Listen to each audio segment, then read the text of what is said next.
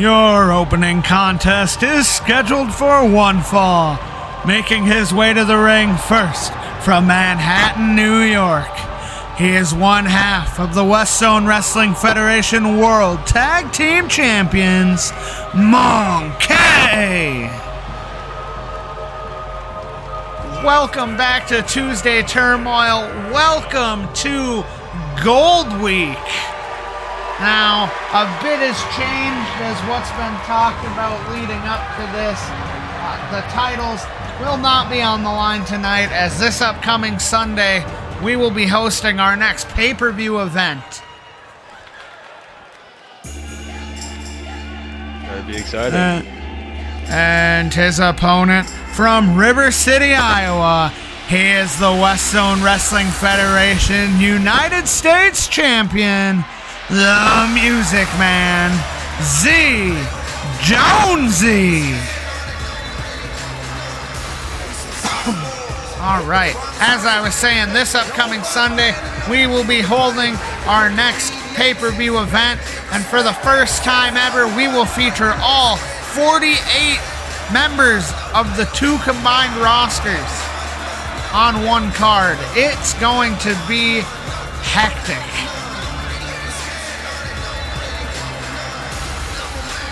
A few of them.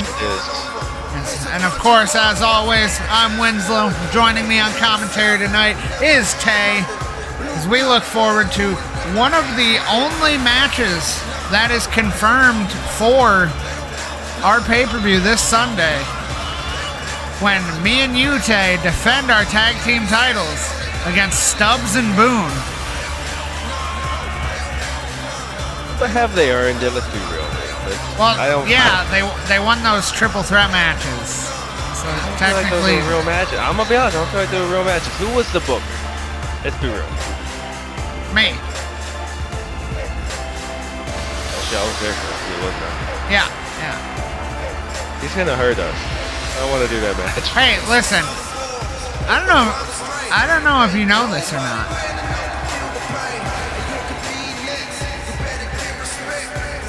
Stubbs and Boone lost a tag team match on Friday.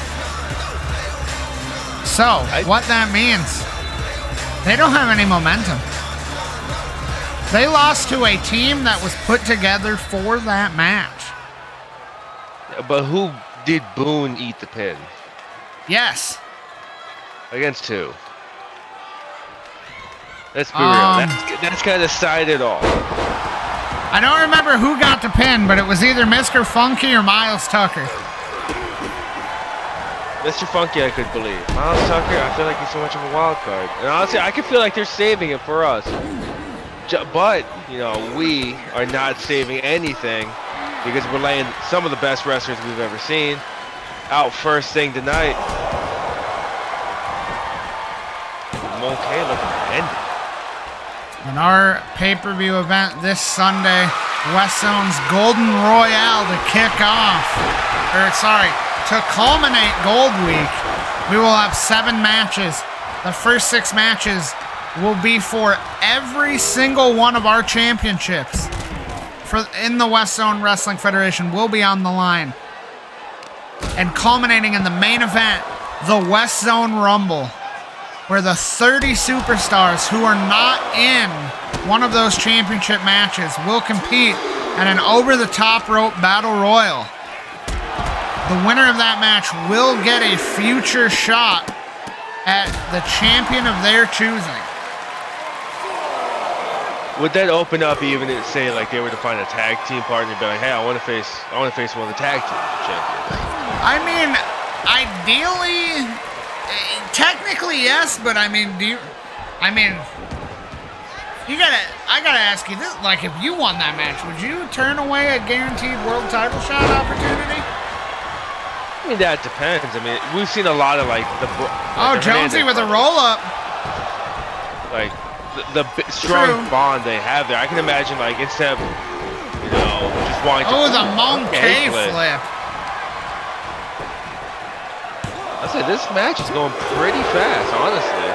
But I can see like just that brotherhood wanting to elevate the team and the faction over just that selfishness. Yeah, Or perceived it's selfishness. possible. I mean, you know, the only people we know confirmed for matches so far, we know that myself and you will be defending our global tag team titles against Stubbs and Boone. We know Sky, due to being defeated by him, will defend his title against Javier Morales. Honestly, never saw it coming. And because of their win in their triple threat matches last week, we know that the Music Man Z Jonesy will be defending the United States Championship in a triple threat match against our boy, Lionheart Shane Wilhelm and Micah Neal. Which is honestly, I mean, we're competing, and I feel like that match might have the potential to greatly overshadow us. I mean, the Lionheart's been so successful, so dominant. The Music Man, someone you can't count out. Jonesy with the wild thing. See, like that right there, out of nowhere. Oh. That devastating kick. Jonesy has the opportunity to put this match away. Couple other matches that we know going forward with Z Jonesy defending in a triple threat match. Super Macho Man will also be defending the International Championship in a triple threat match. One thing we know for certain, one of the competitors in that match will be Jeffrey of the Job Squad. The other competitor will be determined in a match this Friday. And it will be a fatal four-way match to determine the third and final competitor in that triple threat. You gotta imagine those competitors are chomping at the bit for that chance. Especially for the culmination of like this kind of week. Like, that'd do wonders for your career just to be in the match, let alone win it.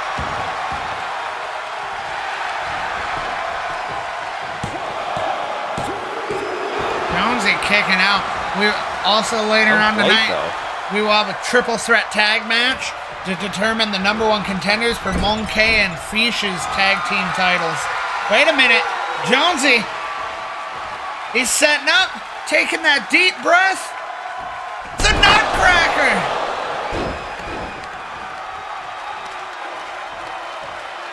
Dragging Mon-K to the center of the ring. He might have wasted too much time.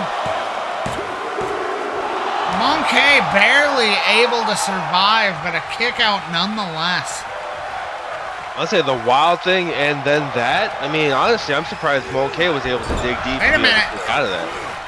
Oh, I thought Jonesy might have been looking for it again, but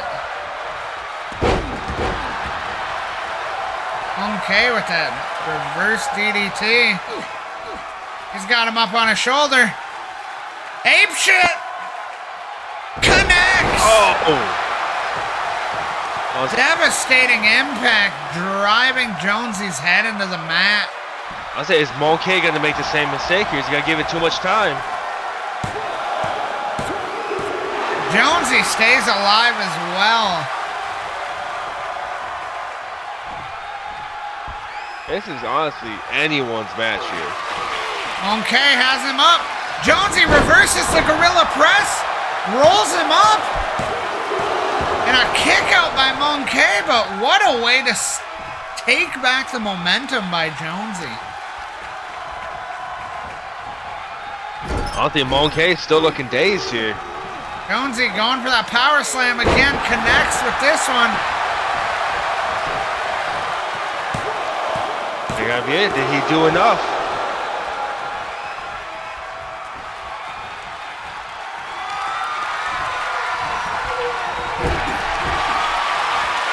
Wait a minute, Mon-K, the gorilla press.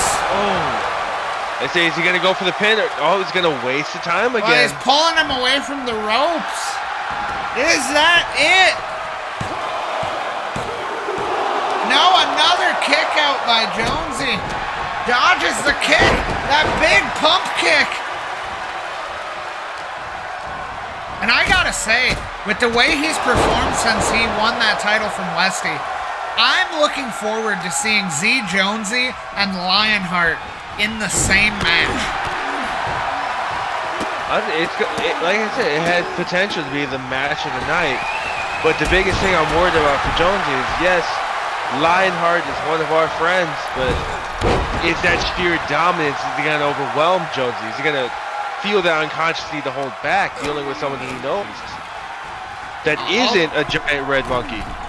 Alternatively, if I'm being honest, with the intensity I see coming from Jonesy and Lionheart in that match, and the way, for as intense as I think they're going to be, I think that Micah Neal is really going to be the dark horse and has the perfect opportunity to capture his first title. So that is fair. He is someone, like, he is newer to the brand. He hasn't been able to make the round, fight everyone. Ape shit again? And it hits. That's gotta be it. I don't know how Jonesy can kick out twice. And that's it. Mon-K with a decisive victory over the U.S. champion. Hard fought every step of the way. Congratulations, Mon-K, and congratulations, Jonesy, for one hell of a showing to start us off. I gotta say this, like, obviously there are reigning tag team champions, but in the last 2 weeks, Mon-K has pinned the U.S. champion, and FEEEEESH has pinned the world heavyweight champion. So who knows what the future holds for these two beasts?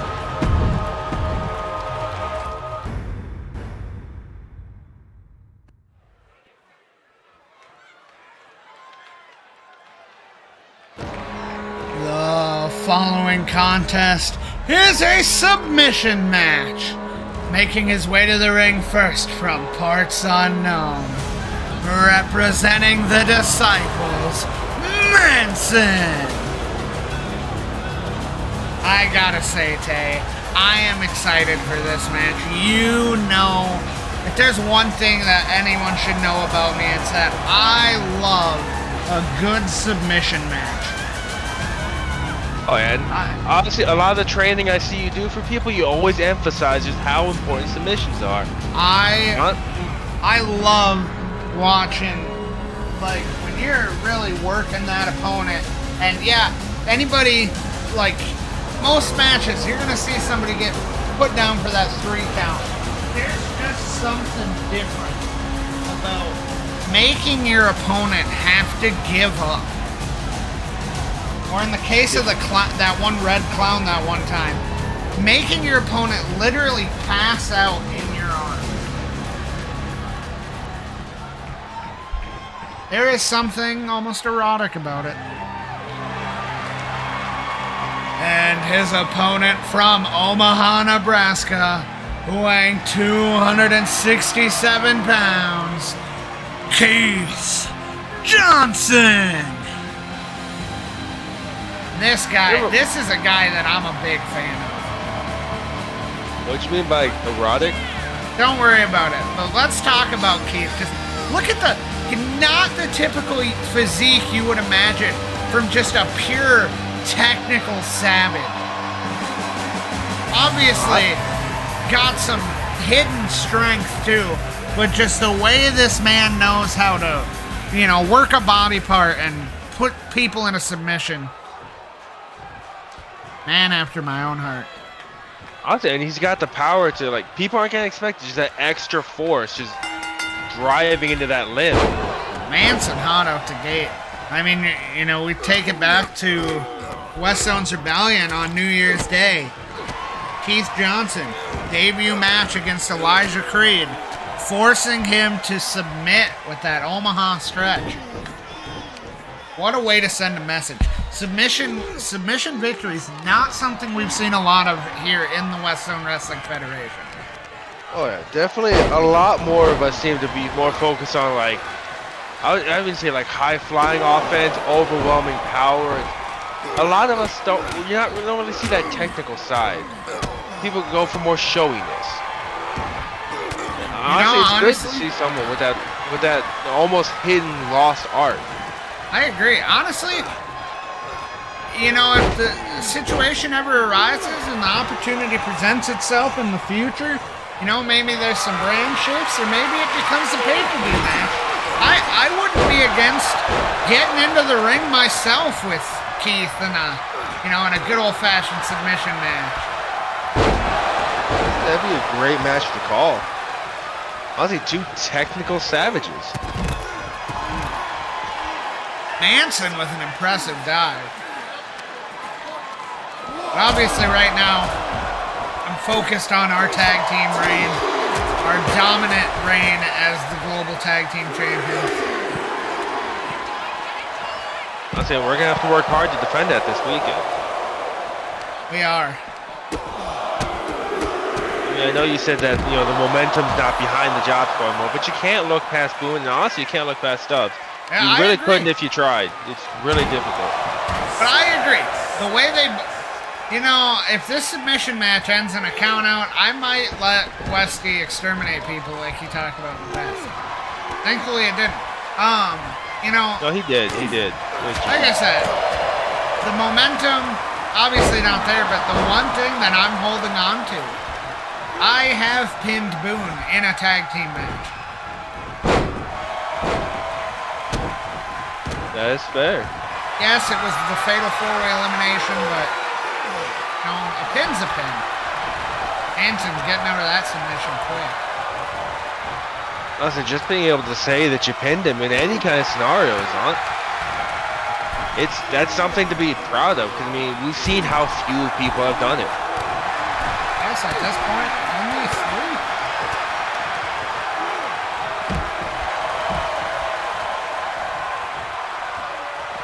Honestly, I want to see, who goes for the first submission here. Yes, we've seen, the Disciples that use the torture rack. But that's just one move. Keith Johnson, that's his whole identity.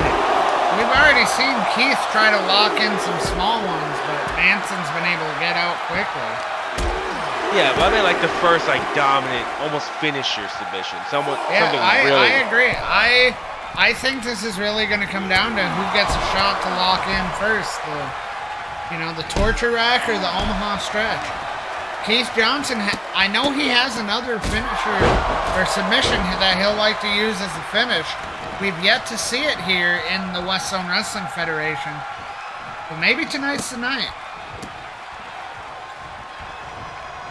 Let's say we'll see. He's never faced Manson before, and if Manson's able to, power through the Omaha, is Keith easy gonna have to dig deep? Is he gonna have to bust out the secret weapon?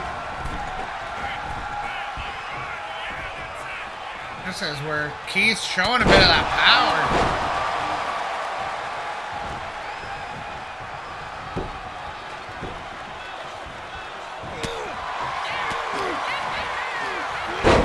Slamming the back of Manson's head into the ground.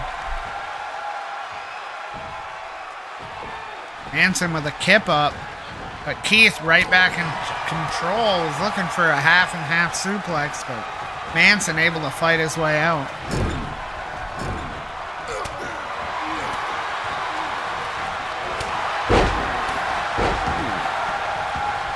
Going low, taking the knee. And we saw Keith starting to work the legs early on in the match.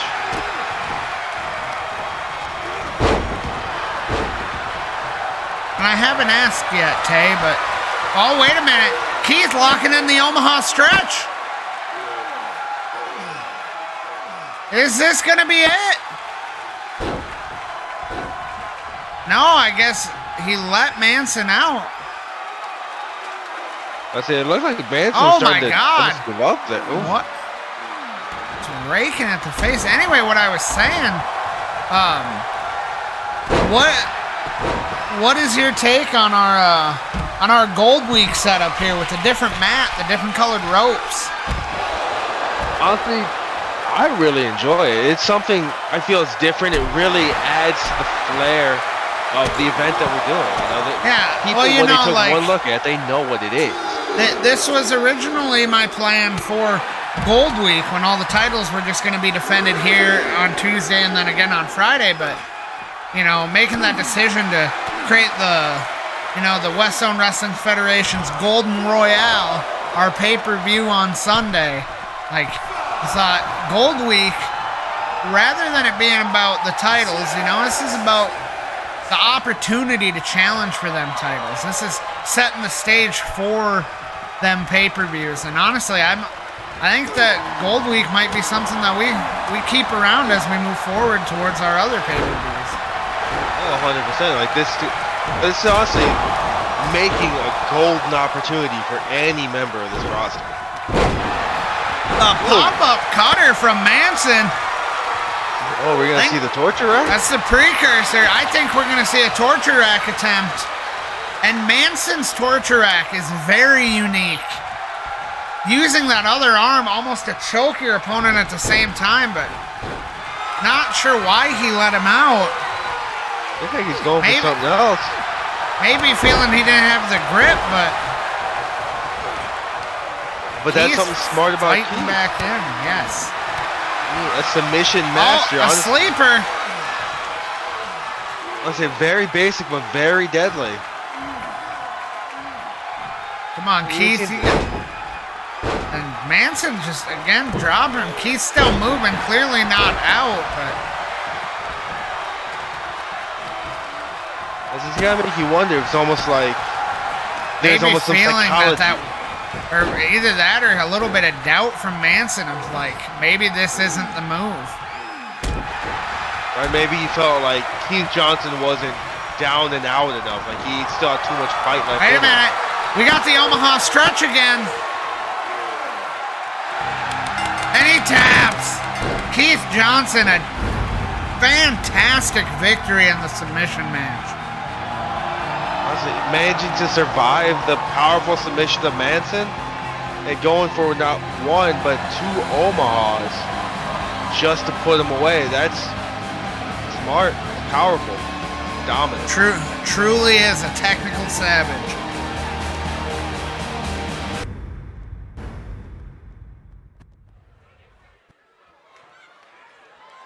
The following contest is a triple threat tornado tag match to crown the #1 contenders for the WestZone Wrestling Federation World Tag Team Championships.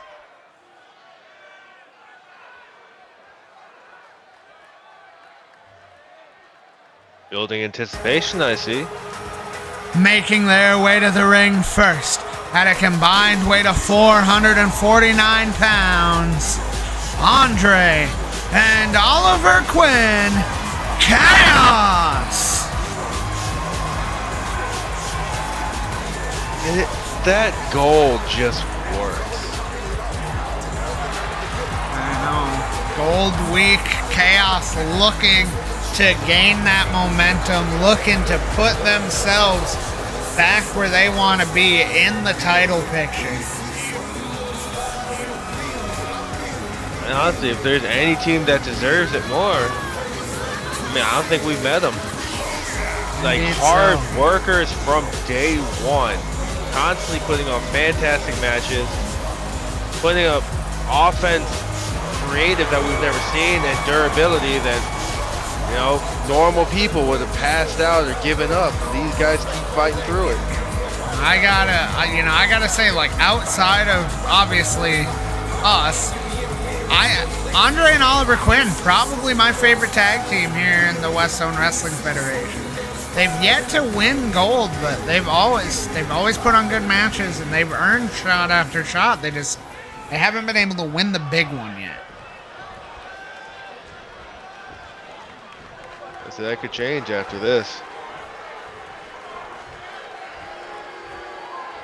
If they're, did their other team get lost? I don't know. They always seem to have. Oh. And their opponents next, at a combined weight of 440 pounds, Krauss and Lennox, the Disciples. The crowd letting these guys know how they feel about them. Honestly, it's hard to argue with them. The Disciples have not had a good time here in the WestZone Wrestling Federation. They have not.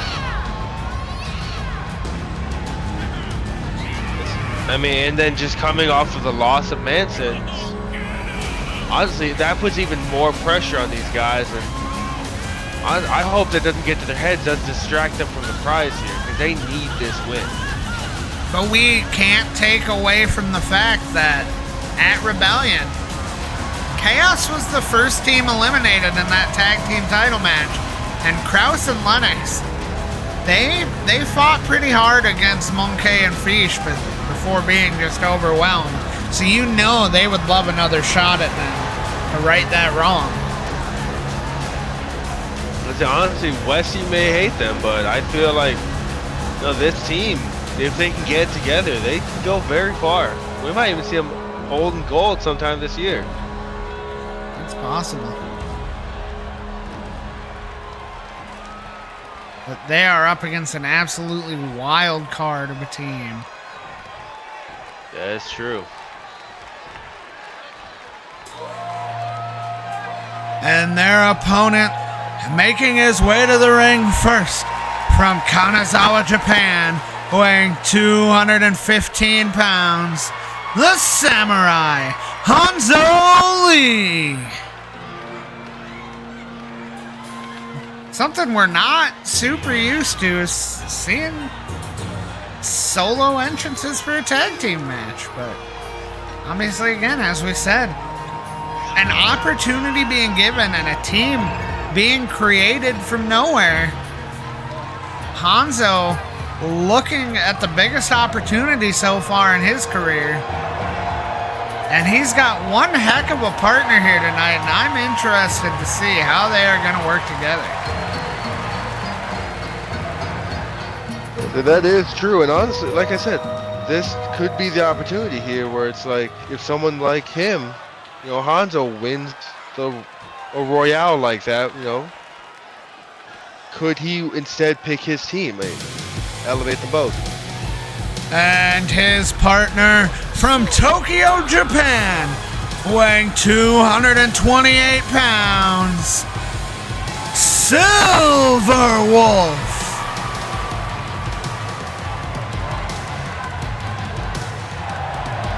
Silver Wolf looking at his newest partner. I mean, a little surprising after leaving the order, but Silver Wolf, knowing what the landscape is, knowing the competition that we have here in the WestZone Wrestling Federation, and trying to capitalize on an opportunity to earn his way into a title match.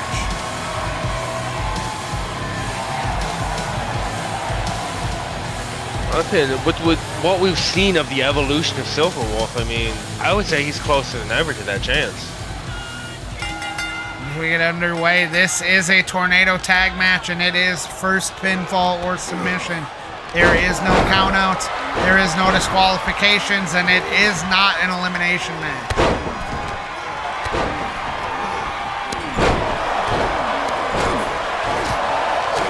Honestly, I want to see Hanzo get the kendo stick. I want to see what he can do with it. This kind of setting. It is something I anticipate us seeing. It is 100% legal in this match. And honestly, it's encouraged. Like the fans, they put in the money, they put in the time to come out and see us. Getting a kendo shot or 4. There's 6 of them. Maybe even throw it, honestly. I love it when they do that. Oh, we see the first weapon introduced, and immediately... And it's a kendo stick. And Andre taking it to Hanzo with it, and a throwing stick to Krauss. Honestly, that's impressive. I mean, a lot of times when we see wrestlers throw weapons, it almost seems ineffective. The adrenaline's running too high, or they don't get a clear shot, and their opponent keeps going. Honestly, I feel like that's one of the very few clean hits that we've seen.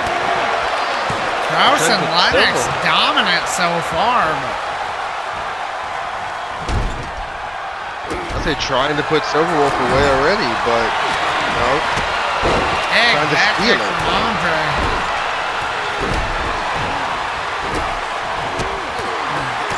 Lennox taking it to both members of Chaos.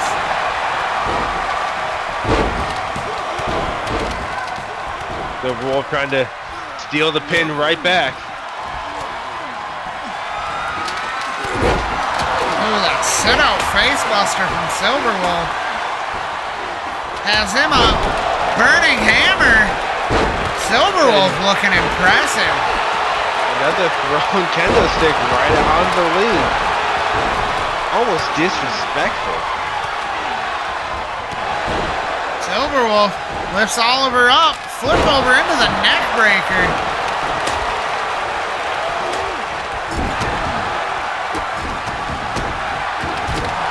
Silverwolf really showing off his wide arsenal of moves here tonight. Right now, up in the corner, his Kaos and the Disciples are going at it.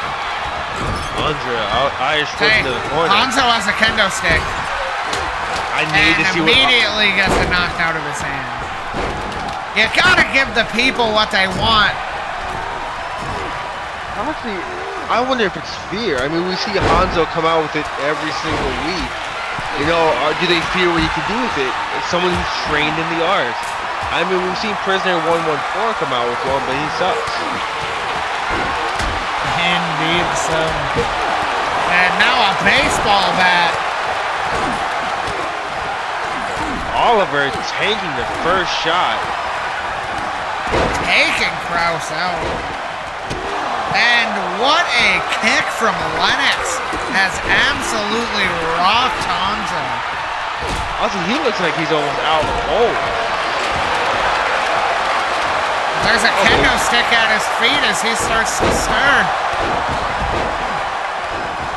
And he's getting back in the ring. One. Going after Krauss.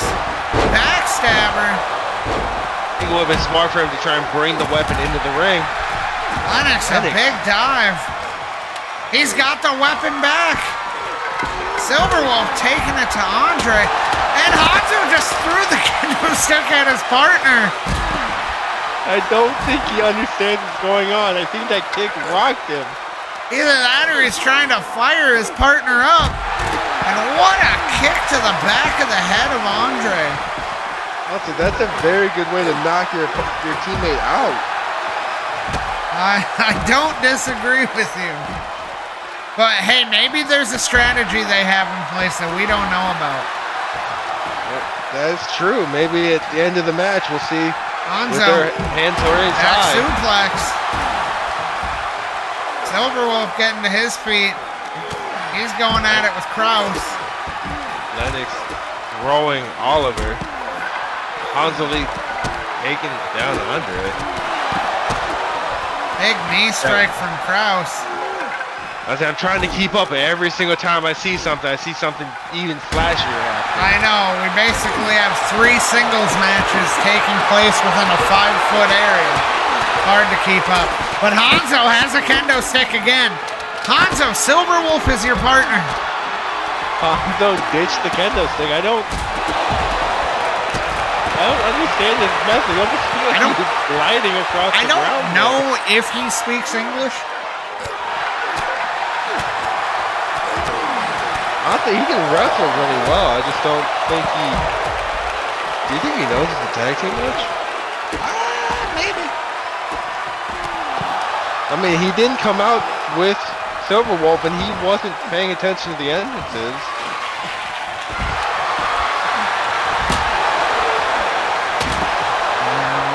Lennox swinging the kendo stick, taking out Oliver and Silverwolf. Silverwolf saving his partner. Another bit of miscommunication there. It looked like Silverwolf almost slapped Hanzo. Andre and Krauss are the legal men in the ring. Well, everybody's legal, but they're the men in the ring. Silverwolf taking it to him. Kip up from Krauss. Moving out of the way of Krauss. Now Andre's beating Hanzo with the kendo stick before bringing it back to the ring. Dominating Lennox. Andre just hit Oliver in the back with the kendo stick. I think there's just too much going to on. Silverwolf. Oh, that kendo stick hit almost cost Hanzo that huge kick. Oliver's trying to steal it, but you know, Lennox and Krauss right there. Silver trying to run.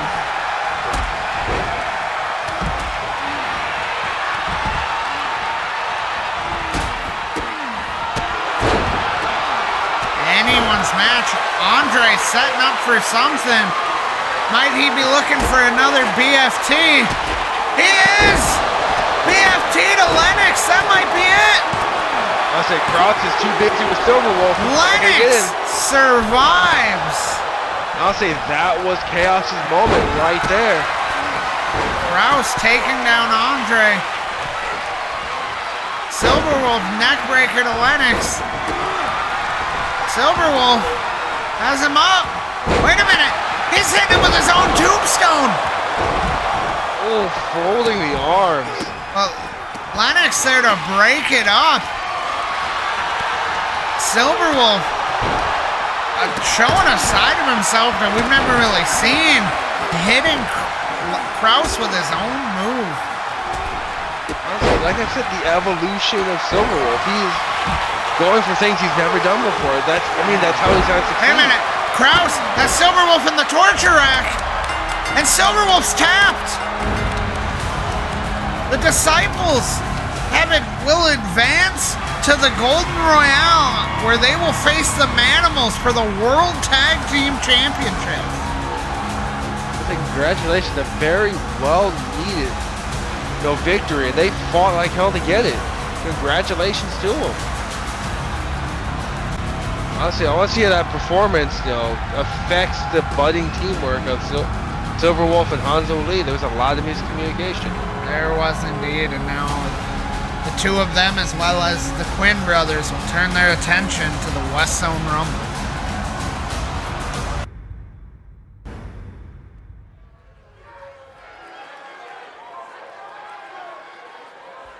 The following contest is scheduled for one fall. Making his way to the ring first from the Bronx, New York, he is the WestZone Wrestling Federation World Heavyweight Champion, Kang Price. Kang making his way to the ring. You know he's got to be disappointed that Andre and Oliver weren't able to come away with that win. I thought they had it when Andre hit that BFT on Lennox, but Lennox managed to dig deep, he managed to survive, and ultimately go out to win the match. Yes. Lennox tapping Silverwolf out with that torture rack. Congratulations to the Disciples. Remember, everybody, and I mean everybody, will have some form of an opportunity at WestZone's Golden Royale on Sunday. Because if you're not in a title match, you are in the WestZone Rumble.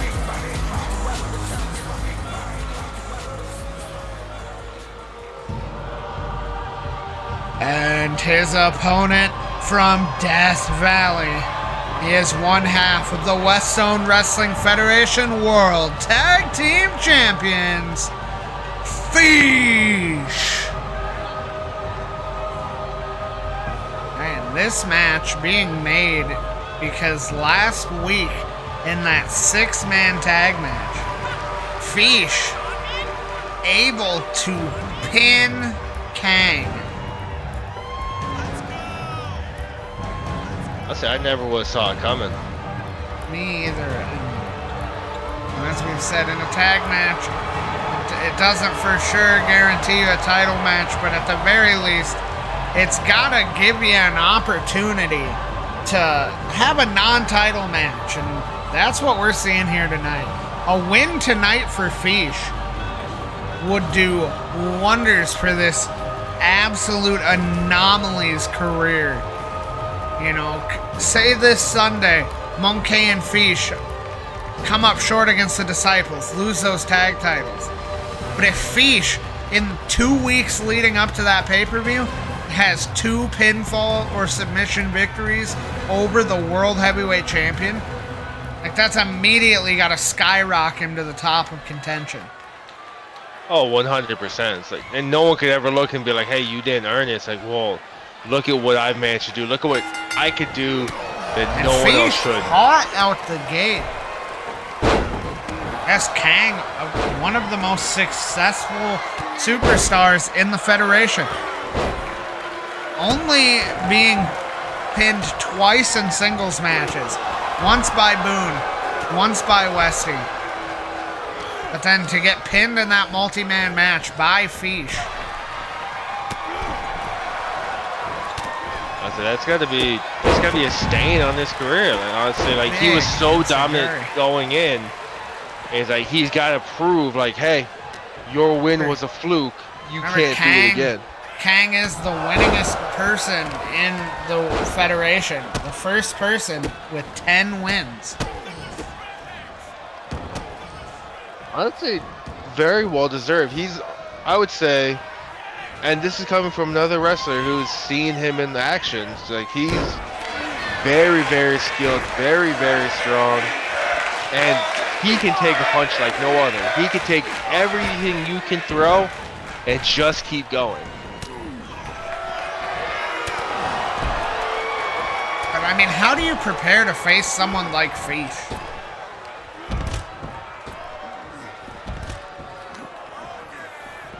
You know, it's got to be tricky sometimes facing off against a predominant tag team wrestler. Like, from the beginning, we have primarily seen Fish in tag team matches outside of the kickoff tournament. So, like, how do you really prepare to see what somebody can do in a full-length singles match? That's fair, and vice versa. It makes you wonder, like, how long can he last without tagging out? Yeah, it's like he's not used to these types of matches. Like, is it going to hurt him? Like, you know, facing someone who goes in night after night by themselves, fights a war, when they usually have a partner to rely on, they can share the burden. Fish, snake eyes in the corner. Running kick.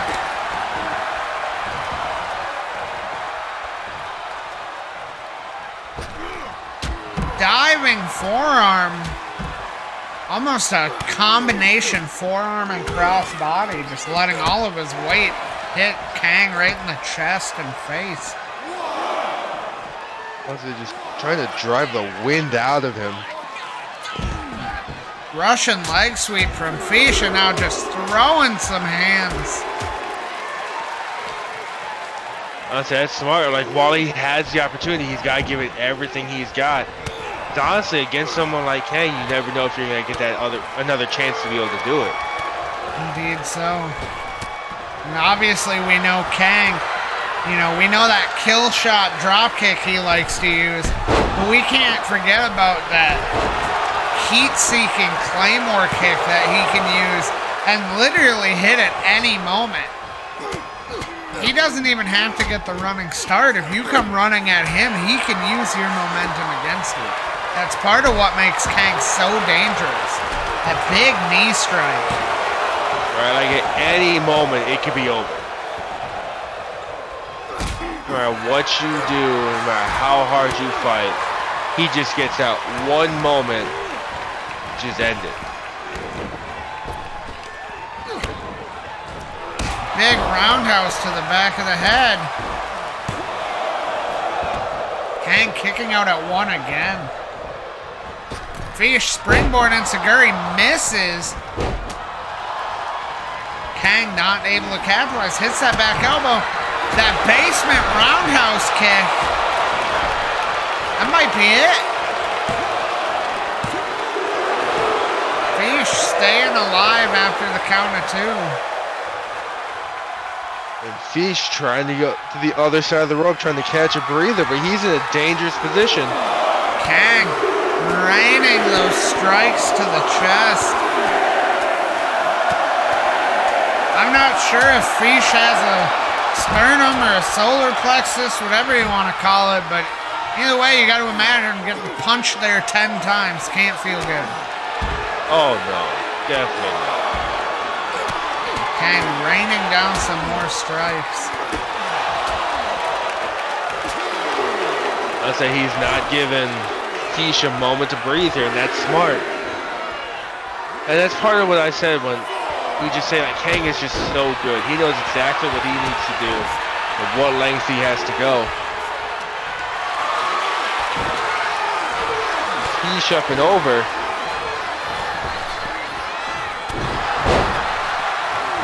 Pop-up punch right to the face. Kang getting back out of it. Kang's throwing him. And there's that heat seeker that we were just talking about. Throwing Fish off the rope, using his momentum, but Fish staying alive. Just what we talked about, how dangerous it is. At Kang any moment, he can hit it. Busted open.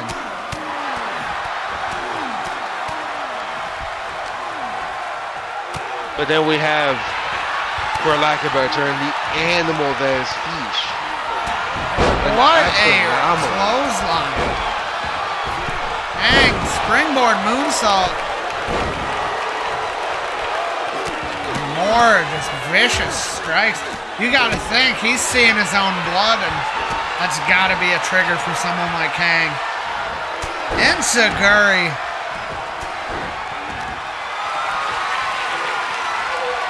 Yeah, it's just awakened that other side of Kang. Fish, another snake eyes. Not sure what Fish was intending, but really gave Kang a chance to capitalize. I guess he was going to set something else up, but he saw Kang starting to stir. But Kang seems almost dazed. You gotta wonder if he's concussed. Fish, not moving or big acting like dive. himself. Just crashing down onto Kang. And another top mount right to that open wound. Who would have thought that Fish could fly? I would have bet on pigs.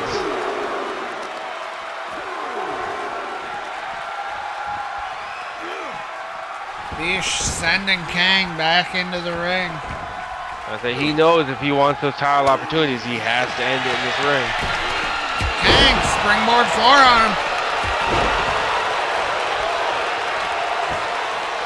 Big kick to the back. Into the corner. Wait, Kang, he's setting up. Is he gonna look for it?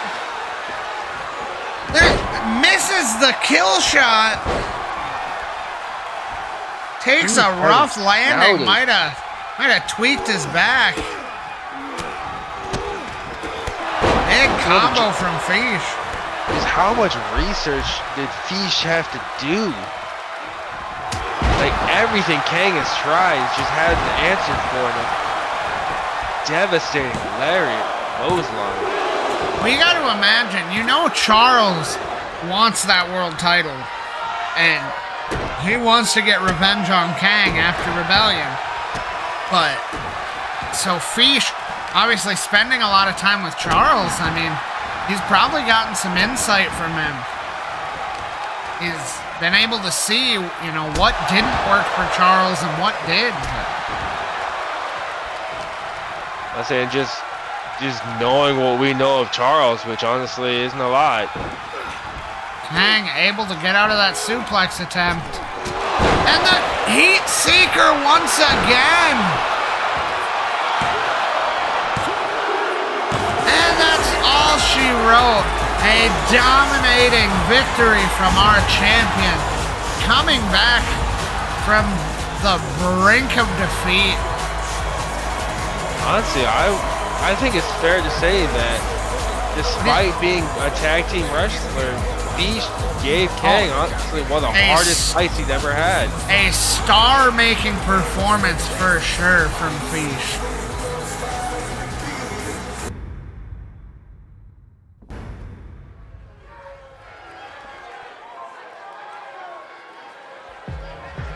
Your main event of the evening is a #1 contenders match for the World Heavyweight Championship. Making his way to the ring first from Iowa, weighing 270 pounds, the unpredictable T-Rex, Zach Westy. Look at Westy just strutting to the ring. There's just something about it that just really gets you going. So Westy with a very dominant, very impressive victory last week when he went one-on-one with Draven. Looking to continue that momentum to beat his old pal Charles here tonight to earn himself a shot at that world title. Honestly, is he going to be facing a Charles he doesn't really know anymore? I mean, Charles has been changing.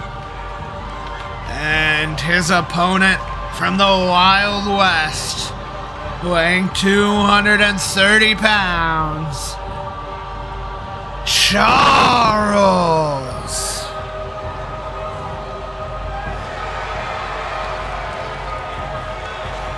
Charles with the most intimidating entrance in the game. Oh, I love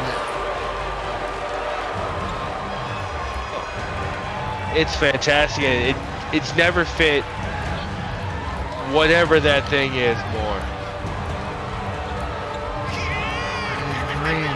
Honestly, what a main event to culminate this edition.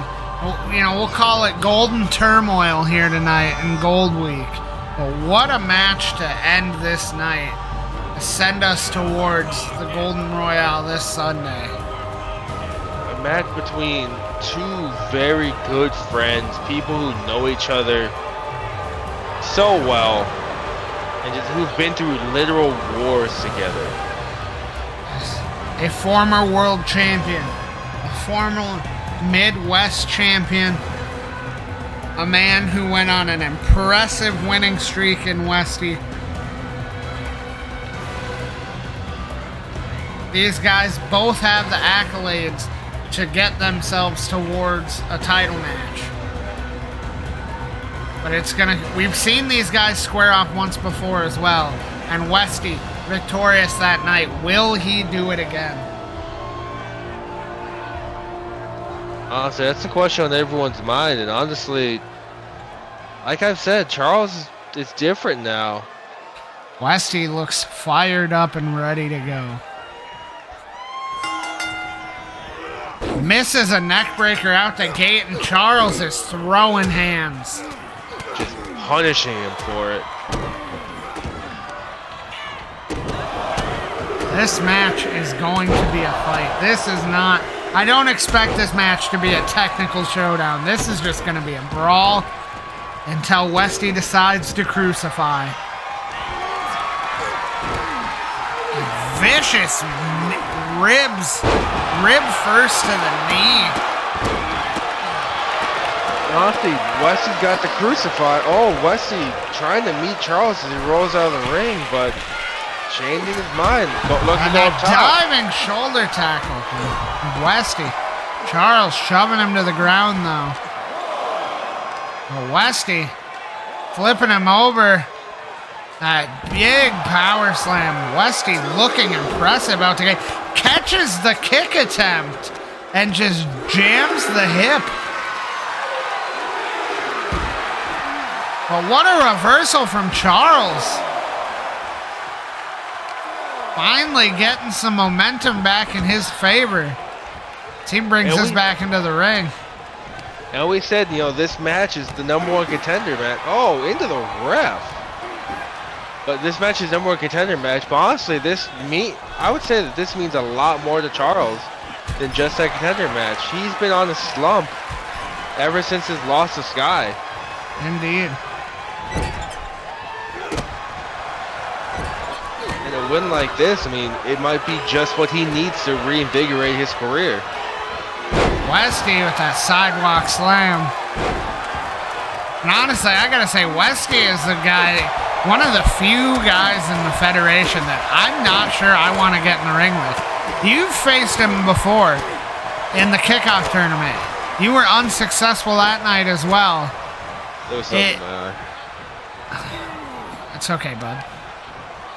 That was months ago. A lot's changed. But in that, a lot's changed. Westy has just become a lot more vicious and a lot more calculated with his moves. I mean, we've seen, like, you know, his friendship with Charles, the way it kind of, you know, like, there's been some tension building there. He had the loss to Jonesy. A loss he was honestly happy for, but at the same time, he lost his championship. What a diving elbow drop that caught Westy, almost like a clothesline. Hanging him out to dry there. Charles misses the moonsault. Westy just chucking him across the ring. Looking to punish Charles.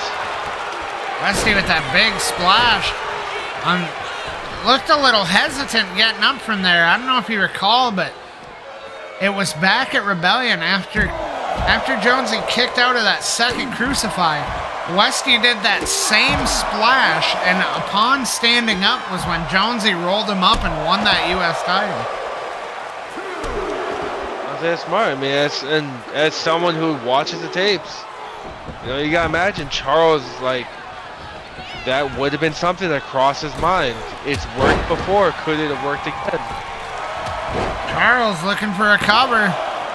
Westy out at the count of 1.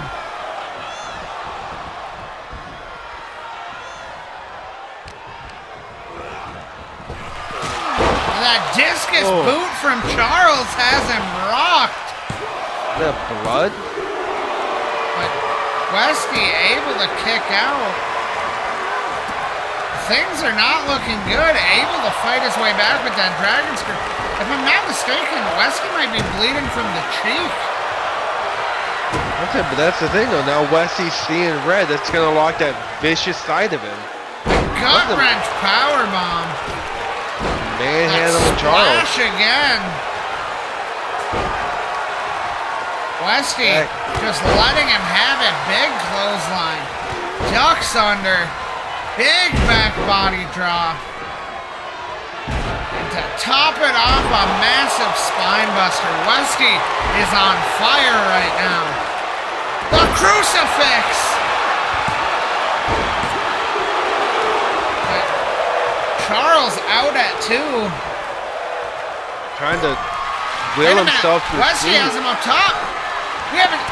Westy was going for the Hail Mary, but Charles able to counter it.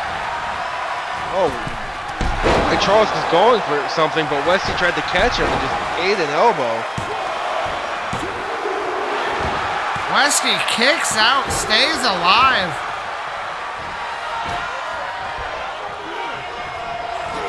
You know, selfishly, for 2 reasons, I want Westy to win this match. 1, I want to see my guy have a shot at that world title. But number 2, as Charles is setting up for the spear, and he hits. Is this going to be it? I mean, that's one of the things I always love to see the underdog when you hear me cheer Westy kicks out. But the other thing I'm talking about is that, I mean, if Westy loses this match today, we have to call a 30-man battle royal by ourselves. You got this, Westy. Westy ducks that big boot. A drop kick to the knee. You think we can get Charles to call the battle royal with us? I don't think I want to. And a diving foot stomp. That's fair. Charles is kind of a jerk on commentary. Ooh, face buster. Maybe if Lionheart wins the U.S. title, I can con him into guest appearing, or Jonesy if he retains. I mean, there's Sky too. No, absolutely not. That's fair, honestly.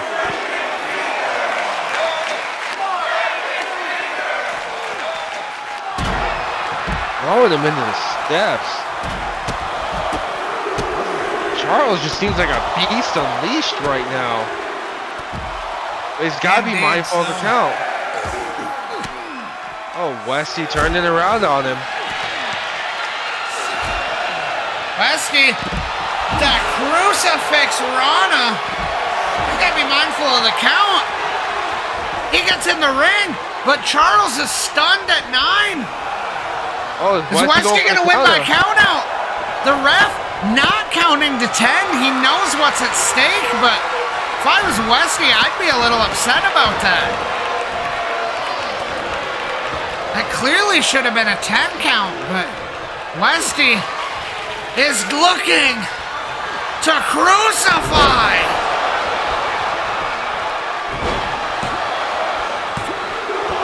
But Charles stays alive.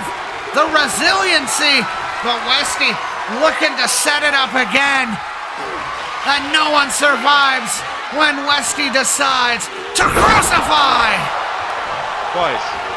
Surprisingly survived the first one. This is gonna be it. And that's it. Ladies and gentlemen, Zach Westy will challenge Kang for the WestZone Wrestling Federation World Heavyweight Championship this Sunday at WestZone's Golden Royale. Congratulations, Westy. And congratulations, Charles, too. Honestly, that match could have gone either way numerous times. Ladies and gentlemen, thank you for being with us here tonight for Tuesday Turmoil Gold Week. As always, I'm Winslow and my partner, Tay. We will see you guys Sunday for another incredible showing.